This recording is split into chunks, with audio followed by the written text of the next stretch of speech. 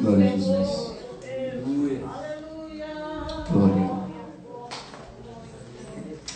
Bom dia, graça e paz. Bom dia. É um prazer, uma honra, um privilégio gigantesco poder estar aqui com os irmãos essa manhã. Pregar, ministrar a palavra do Senhor em algum lugar ou em qualquer lugar é sempre uma honra imensa. Mas pregar pela segunda vez é mais ainda. Porque não é difícil ser chamado para algum lugar por uma vez, né? Agora ser chamado pela segunda vez, aí esse sinal que foi interessante, foi bênção. E eu me sinto muito honrado nessa manhã. Sempre muito desafiador, né? Estar no meio de vocês, sempre. Mas eu creio que Deus vai falar aos nossos corações nessa manhã.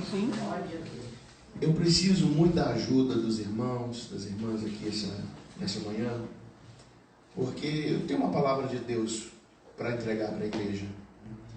Mas eu vim no caminho com um sentimento muito forte no meu espírito de que tem algo a mais para acontecer aqui nessa manhã. Amém. Eu sinto que tem algo de especial, tem algo para acontecer. Então eu preciso que você tente aí, né, estar mais antenado, mais conectado, mais sensível possível à direção, à voz do Espírito nessa manhã, em nome de Jesus. Amém? Abra sua Bíblia comigo, por favor, em Jonas, capítulo 1. Jonas, capítulo 1.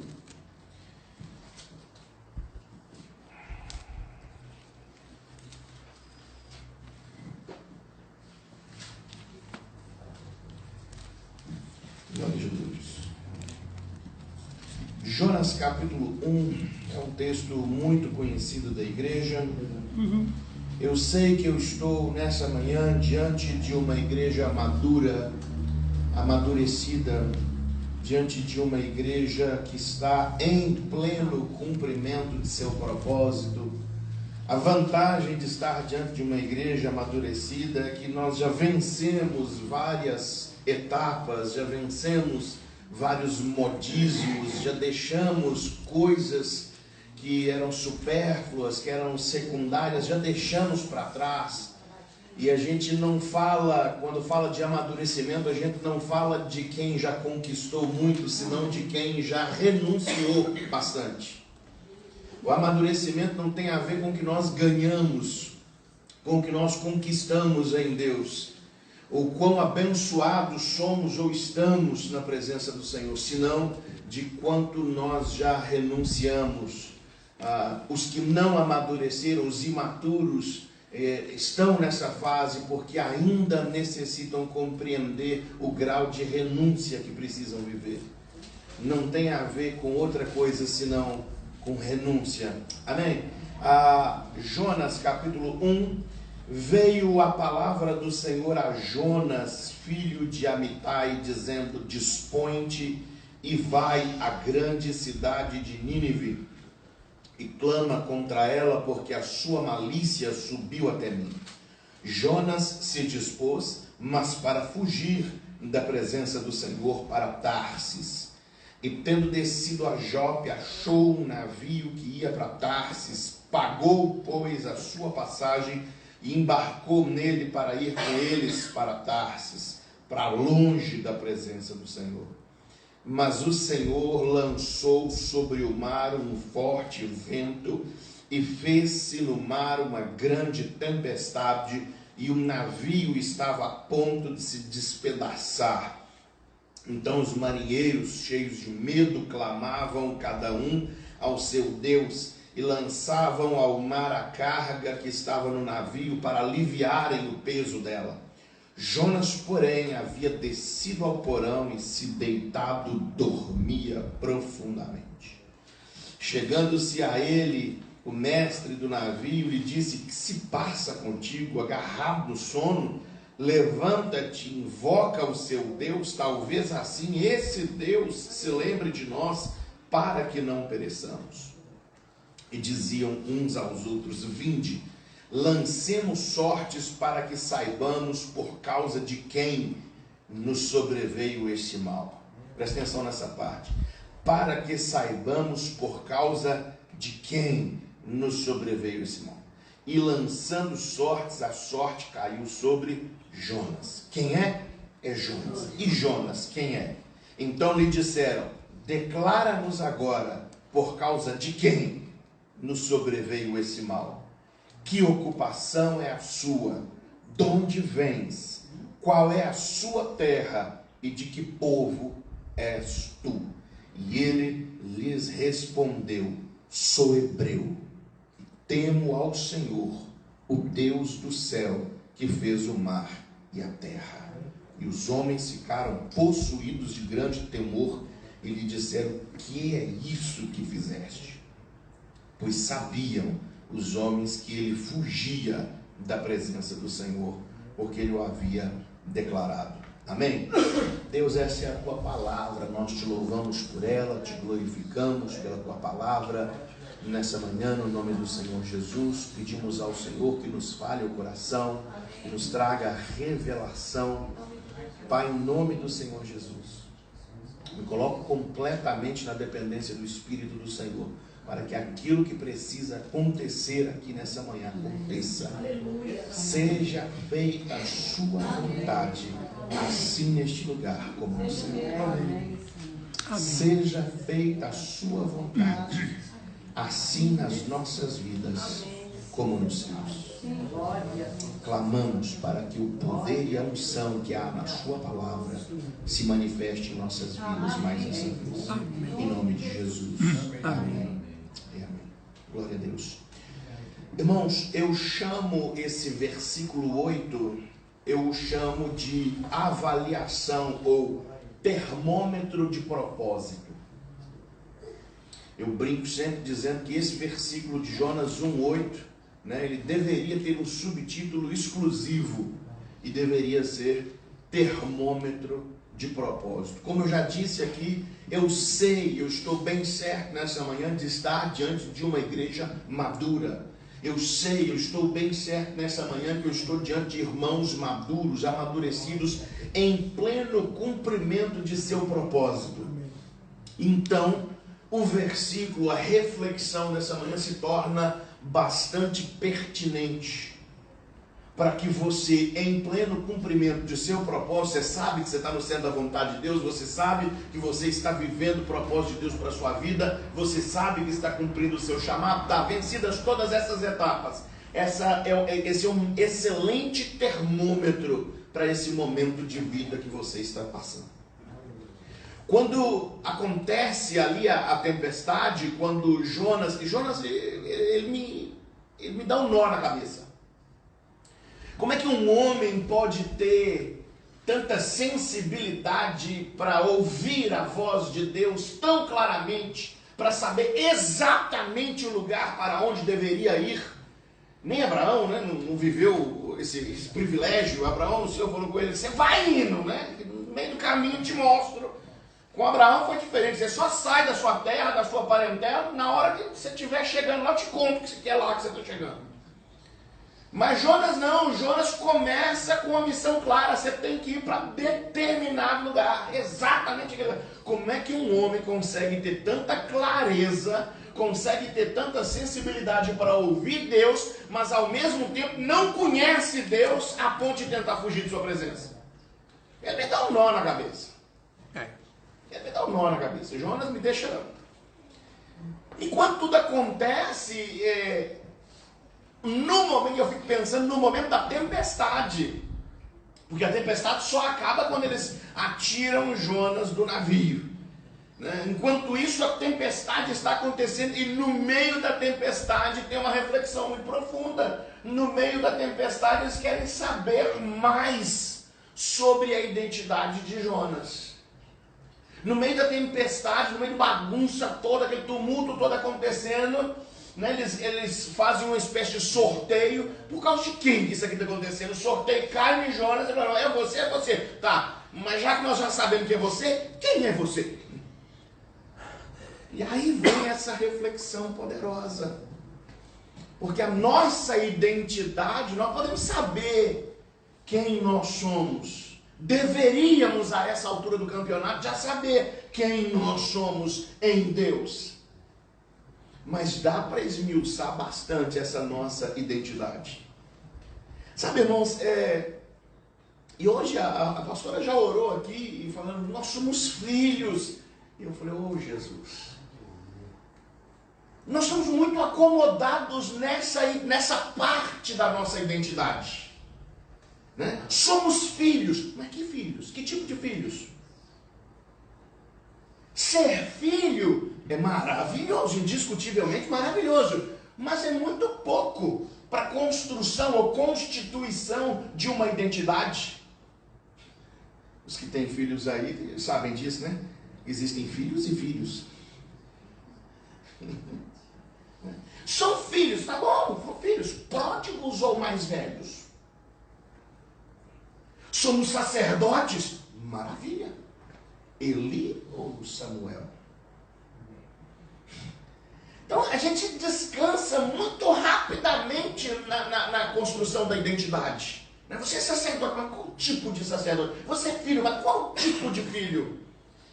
Irmãos, essa constituição da nossa identidade, ela precisa estar mais clara para cada um de nós e para as pessoas à nossa volta. Esse emaranhado que tece a nossa identidade, quem é você? Você não é aquilo que faz, isso é parte. Você não é aquilo que faz, somente. Você é. E aí o Senhor ministrou muito forte no meu coração. Grande parte da nossa identidade é constituída pelas lutas que enfrentamos. Quem é você? Eu sou filho de Deus, tá, mas é um filho de Deus que passa por quais lutas? E aliás, na questão da maturidade, as lutas que enfrentamos definem o grau de maturidade que vivemos. Tem gente lutando com coisa que já devia ter vencido há muito tempo. É a coisa mais boba que eu falo com o pessoal lá na igreja. Não, a essa altura do campeonato, você ainda está pensando se dizima ou não dizima? Nossa, isso é muito básico. Você está lutando com isso ainda? E pior que tem gente que está lutando com isso ainda. Então, as lutas que nós enfrentamos constituem a nossa identidade. As lutas que nós enfrentamos vão construir tanto a nossa identidade que vão definir a quem nos associaremos. Porque verdadeiros amigos precisam ter os mesmos inimigos. Não dá para você andar com gente que não luta contra o que você luta, ou que pratica aquilo que você luta. Não dá, não vai dar certo, não tem como. Parte da nossa identidade é constituída pelas lutas que nós enfrentamos. Nossa, Davi só foi reconhecido em Israel depois que enfrentou Golias. Se tivesse vencido um anão, ia ser conhecido como um covarde, né? O homem que bateu no pequenininho. Não, quando venceu o gigante, é definido. Esse é o homem que venceu o gigante. As lutas que nós enfrentamos vão definir a nossa identidade, vão constituir parte significativa da nossa identidade. E aí, meus irmãos, nós precisamos entender que a nossa comunhão não pode ser só na adoração. A nossa comunhão não pode ser só aqui, enquanto nós estamos na presença do Senhor, adorando o Senhor. Nossa comunhão precisa ir além, porque nós precisamos aprender a lutar as batalhas uns dos outros. Amém. Nós precisamos fazer com que a nossa comunhão nos fortaleça a ponto de dizer um para o outro: a sua luta também é a minha peleja. Quando você estiver nessa guerra, eu estarei nas trincheiras ao seu lado. Nem que seja apenas como Arão e Hur. Eu não posso lutar por você sua guerra, mas conte comigo para segurar seus braços. Enquanto eu estiver do seu lado, você tem quem segure as suas mãos, quem apoie os seus braços, quem te sustente de pé, quem te traga a rocha para se apoiar. A rocha é Cristo.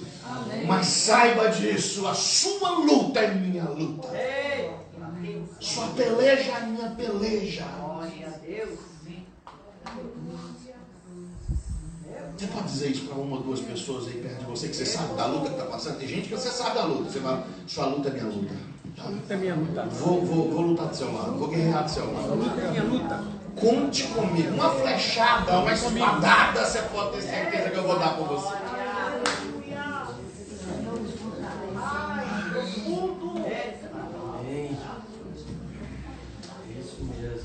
Parte da nossa identidade é definida pelas batalhas que enfrentamos e parte é definida pelas nossas fugas.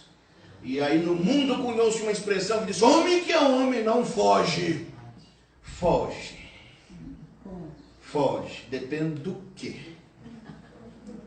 Porque a sua identidade também é constituída das fugas que você empreende. Jonas ficou conhecido como o homem que estava fugindo da presença do Senhor. José também ficou conhecido como o homem que fugiu da mulher de Potifar. Nós precisamos de mais homens capazes de fugir e não de pagar para ver aquilo que não dão conta de enfrentar. Até a fuga constitui a sua identidade, faz parte, forja, forma quem você é. De que você foge? De que você foge? E tem gente que é muito engraçado porque, a despeito do grau de maturidade e do nível espiritual alcançado, está fugindo de coisas tão pequenas do seu passado. De passado não se foge, irmãos. Passado se resolve.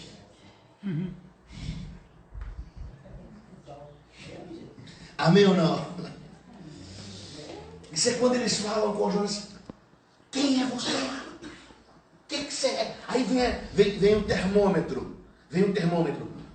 Qual é a sua ocupação? De onde vens? Qual é a sua terra? E de que povo és tu? Nossa, é demais. É incrível. Qual é a sua ocupação?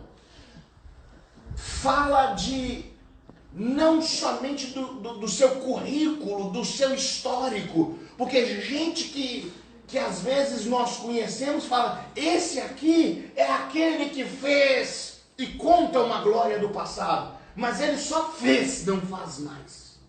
Então quando eles perguntam qual é a sua ocupação, eles estão perguntando do que está acontecendo agora. Com o que você tem gasto o seu tempo? Qual é a sua ocupação? É isso. O que te ocupa? Não é qual é a sua profissão. Você pode ter uma profissão muito clara, muito bem definida, mas você não exerce, não está em pleno exercício dela. E eu já vi um monte de gente que se declara um monte de coisas, mas na verdade eles são só administradores. Por exemplo, o cara é empreiteiro, tem uma construtora, mas ele não vai mais para a obra, ele não assina mais projetos, ele cuida de outros engenheiros, ele cuida de... O que você é? Qual é a sua ocupação? Administrador. Ele não sou empreiteiro, não, você não é mais empreiteiro, você deixou de ser. E aí nós precisamos pensar isso. Qual é a nossa ocupação? Um dia eu preguei lá em Sete Lagoas, no Conselho de Pastores da cidade. Nossa, foi um caos. Foi um caos, porque eu falei com os irmãos: nada até hoje foi tão prejudicial para a minha vida com Deus quanto me tornar pastor. Nossa, e os irmãos começaram a querer me consolar. Calma, cara, não fica assim. Eu não estou deprimido, gente, eu estou constatando um fato. Pastorear igreja me faz perder tempo demais administrando a instituição. E eu me iludo achando que por causa disso eu passei tempo com Deus. Não, eu estava mexendo com coisa de igreja. Passar tempo com Deus é outra história. Qual é a sua ocupação? Fala de com o que é que você tem gasto o seu tempo. Com o que é que você tem gasto o seu tempo? Eu sei quem você é, eu respeito quem você é, mas você precisa avaliar. Eu sei qual é o meu chamado, eu sei qual é o propósito de Deus para a minha vida. Eu sei que eu estou nessa manhã diante de uma igreja amadurecida. Eu sei que vocês estão em pleno cumprimento do seu propósito, mas será que você já parou para avaliar nesses últimos dias com o que é que você tem gasto suas horas? Porque a grande maioria de nós foi chamado para passar mais tempo na presença de Deus do que na presença de muita gente. E nós estamos ocupados demais. Nós estamos ocupados demais. Tem gente que literalmente toma o nosso tempo, rouba as nossas horas, dando muito pouco fruto. Qual é a sua ocupação? Com o que é que você tem gasto o seu tempo? Terceira pergunta que fazem a Jonas é: de onde vens? Nossa! Que pergunta poderosa! De onde vens?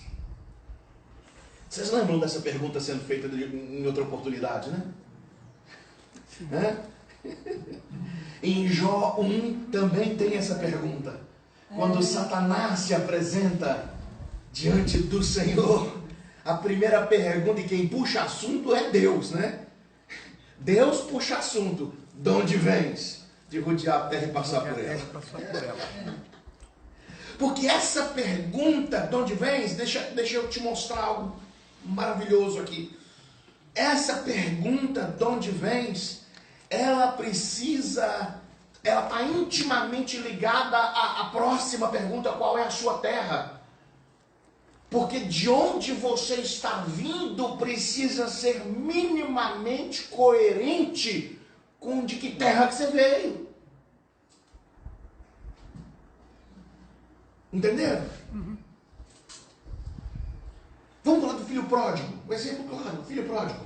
De onde você é? Eu sou da casa do pai. De onde você está vindo? Dos porcos. Vamos falar de Satanás? De onde você é? Da luz. E de onde você está vindo? Das trevas. Das trevas. De onde vens precisa ser minimamente coerente com de que terra que é a sua. Agora deixa eu te lembrar um negócio poderoso. Você está pensando aí de que cidade você é, né? Não. Eu estou falando da sua origem. Eu não estou falando da sua entrada no mundo. Eu estou falando da sua origem. Nós viemos do céu e voltaremos para casa. Você pode não estar se lembrando, mas você já habitou a eternidade passada no coração do seu Criador. O céu não é o nosso destino apenas, o céu é nossa origem.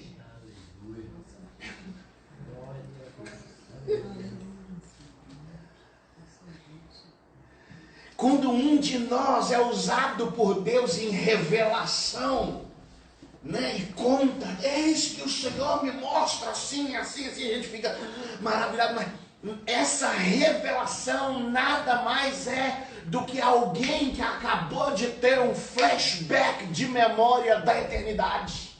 Eu já estive lá e eu já vi essa parte, e ele declara.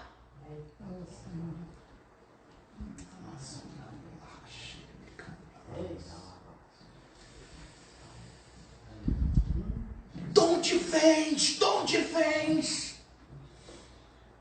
Sua identidade está baseada também em de onde você vem, qual é a sua origem. Você precisa se lembrar, eu não sou dessa terra, eu estou aqui de passagem. Enquanto você não resgatar uma mentalidade peregrina, essas coisas dessa terra tendem a nos agarrar, a nos atrapalhar a caminhada, embaraçar nossos passos. E por isso nós não podemos nos apegar a nada daqui. Não é porque seja lícito ou ilícito, pecado ou não pecado, é porque nós não somos daqui. Glória a Deus. Aleluia. Glória a Deus. Não se apegue a nada. E quando eu falo nada, inclui ninguém. Nós queremos nos apegar às pessoas e falar, eu te amo para sempre, irmão. E qualquer coisa que demoremos mais do que 60 segundos para abandonar por amor ao Senhor e em cumprimento do nosso propósito, constitui-se idolatria. Repito, qualquer coisa que você leve mais de 60 segundos para renunciar, revela idolatria no seu coração.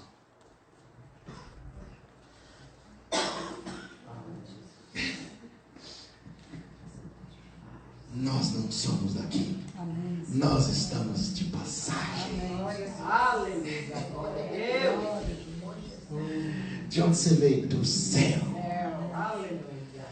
E vou voltar para lá. Aleluia. Tem uma frase que eu amo, que parece espírita, mas não é. É que diz que a vida é um sonho, a realidade começa depois da morte. Parece espírita, mas não é. A vida é um sonho, acaba rápido demais. Passou. A realidade começa depois da morte. Ou do arrebatamento. É eterna, né? Quarta pergunta que fazem a Jonas: qual é a sua terra? Qual é a sua terra? Repare, seu destino está entrelaçado ou praticamente definido pela sua origem. Muito do seu destino tem a ver com a sua origem, ou a sua entrada neste mundo. Então, quando ele pergunta para Jonas, Jonas, qual que é a sua terra, cara? De onde você está vindo é uma coisa, de qual terra você é outra. De qual terra você está perguntando, qual é a cultura que interfere naquilo que você carrega? E todos nós temos clareza de propósito, mas ainda estamos barrados, ainda estamos travados no pleno cumprimento do nosso propósito por questões culturais. O que te impede de viver plenamente aquilo que Deus tem para a sua vida? Aí você vai ver, é um monte de coisa cultural. A gente fala, né, de conta para pagar. Não, todo mundo tem conta para pagar, não sei o quê. Sabe que tem lugares do mundo que não tem conta para pagar? Isso é cultural, isso é coisa nossa aqui. Nosso cismando, o normal é esse. Nessa cultura é assim que funciona. Mas em outras culturas não é assim que funciona. Tem um funcionamento diferente. Então quando pergunta, qual que é a sua terra? Nossa.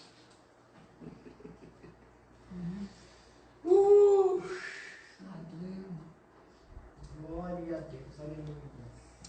E aí ele encerra dizendo, perguntando, e de que povo que eu sei?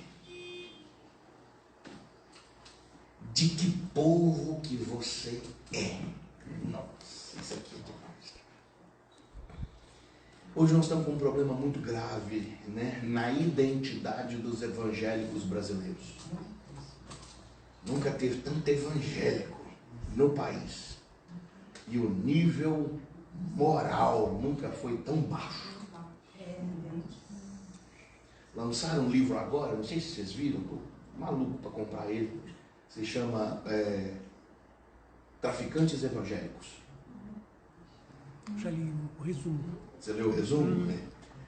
Uma jornalista fez uma pesquisa extensa, né, sobre donos de morro, traficantes no Rio de Janeiro, que são evangélicos. Inclusive, mandaram colocar fogo no terreiro de Macumba e acabar, porque declararam que lá ninguém vai ser do diabo, que lá é só de Deus. Mas o cara é traficante, dono do morro e evangélico. Meu Deus.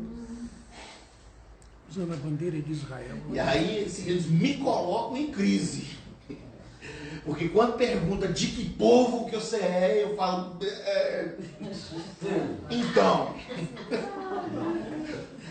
então, eu já não sei mais como respondermos, né? Por pergunta para mim, você é evangélico? Porque eu sou, mas eu não sou desse povo aí. Eu não sou disso aí.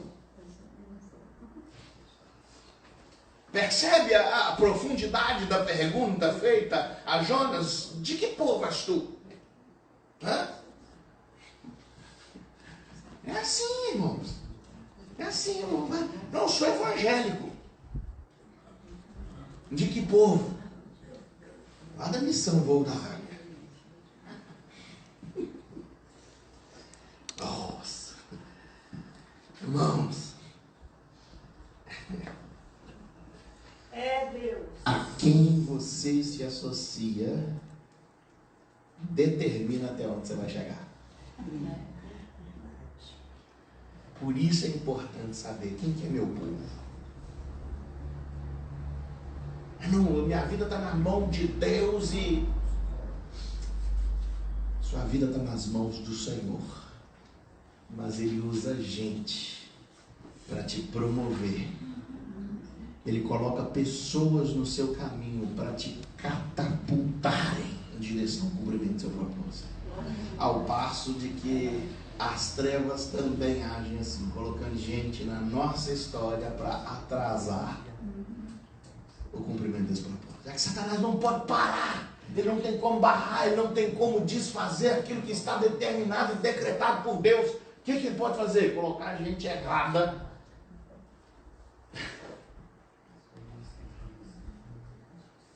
Teve um dia desse para trás, meu irmão lá na igreja, ele falou isso comigo, falou, pastor, eu não desisto de ninguém. Eu falei, então por sua conta Davi não reinava. Porque Deus falou com Samuel, até quando terás pena de Saul, tendo eu rejeitado? Eu terminei com esse aqui.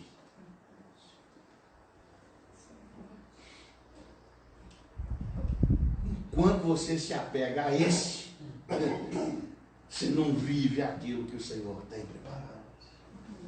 Deixa eu falar uma coisa muito, muito, muito importante. Sem enterrar Moisés, ninguém entra na terra prometida.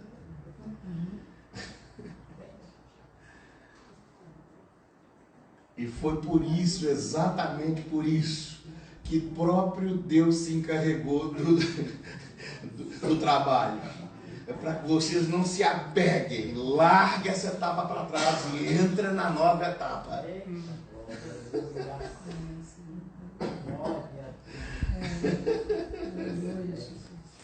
Aleluia. Que povo és tu?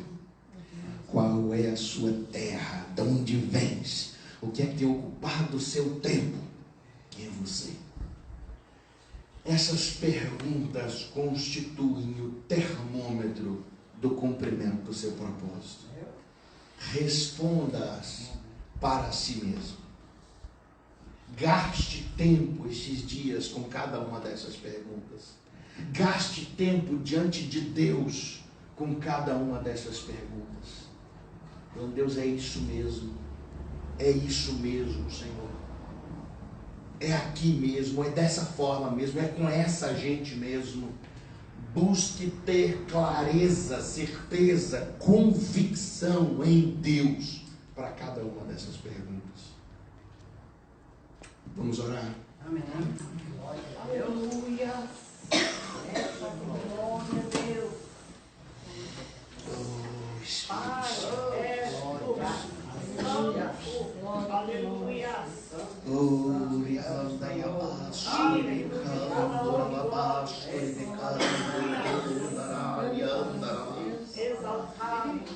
Oh, Espírito de Deus, Espírito de Deus. Ore, ore aí no seu lugar, ore. Feche os seus olhos agora e ore.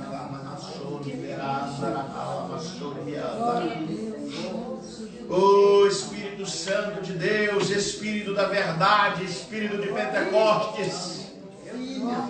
E agita as águas no interior do teu povo essa manhã, Senhor. A tua palavra diz: aquele que crê em mim, do seu interior fluirão rios de águas vivas. Agita as águas no interior de cada irmão, de cada irmã aqui essa manhã. Agita as águas que tragam cura.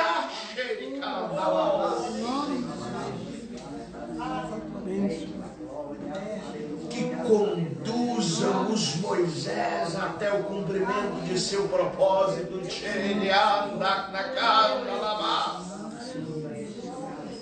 Move nessa manhã, Espírito de Deus. Move nessa manhã. Amém. Move nessa manhã, Espírito de Deus.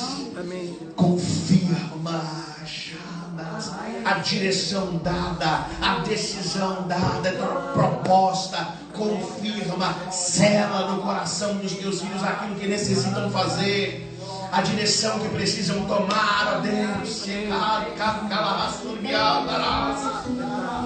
Oh, Espírito Santo de Deus, nessa manhã, renova sobre nós tua graça.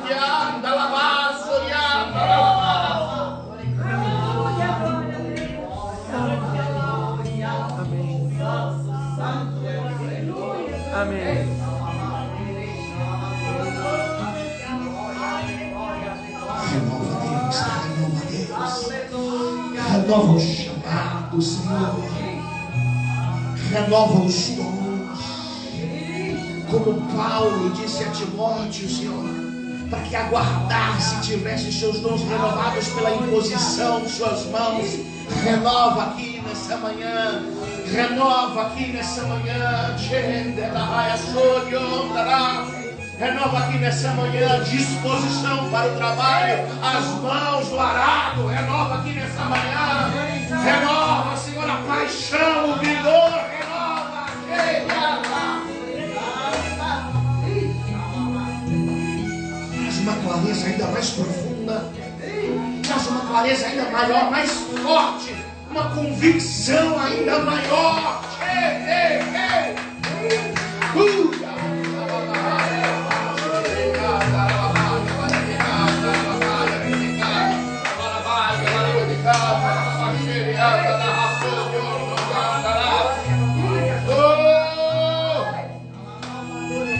Como os teus filhos aqui nessa manhã.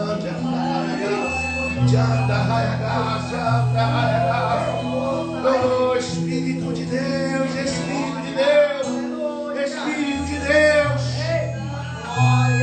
Se permita ser tocado essa manhã. Se permita ser renovado no Espírito essa manhã. Se permita.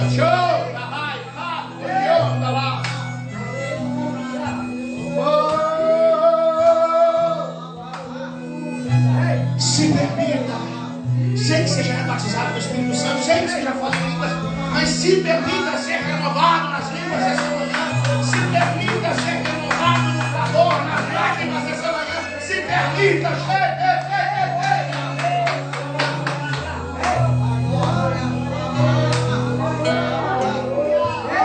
Por que não? Por que não? Se permita, deixe. Se Ele determinou que quer. Permita que seja com você, permita que seja em você, permita que seja na sua casa. Diga para Ele: Senhor, tens liberdade aqui, tens liberdade em mim, tens liberdade. Tchau, glória.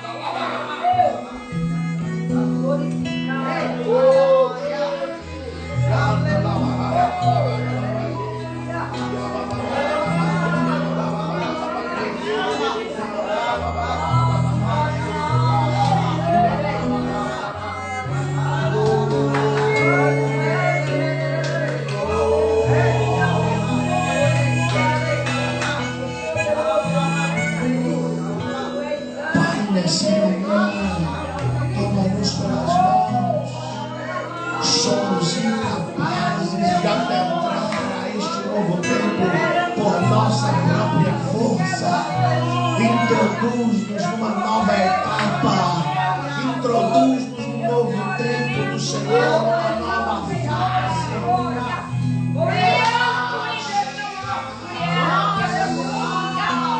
Tem gente aqui como eu que precisa mudar de nível, mas não tem força. Conduz-nos, leva-nos por graça e misericórdia. Sejamos conduzidos. Dá ordem a anjos aqui, Senhor, para conduzirem para fora, assim como Pedro, serem conduzidos por anjos que não sabem o caminho, não sabem para onde ir, não conseguem.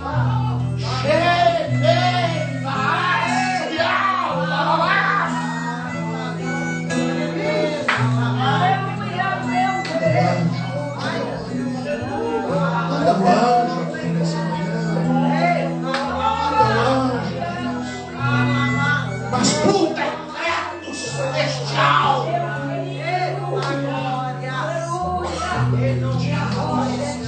Que alcancemos o caminho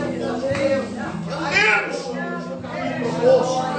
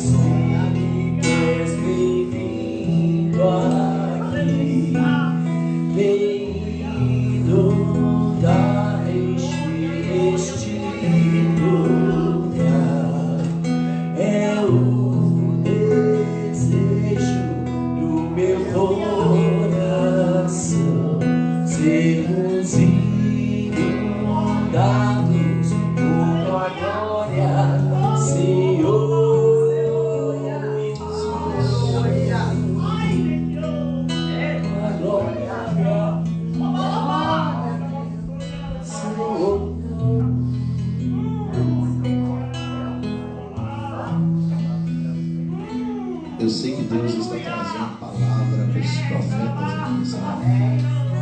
Eu sei que tem gente que tem visões aqui, Senhor. Eu sei que o Senhor está falando e confirmando corações. Deixa Deus te usar. Fale.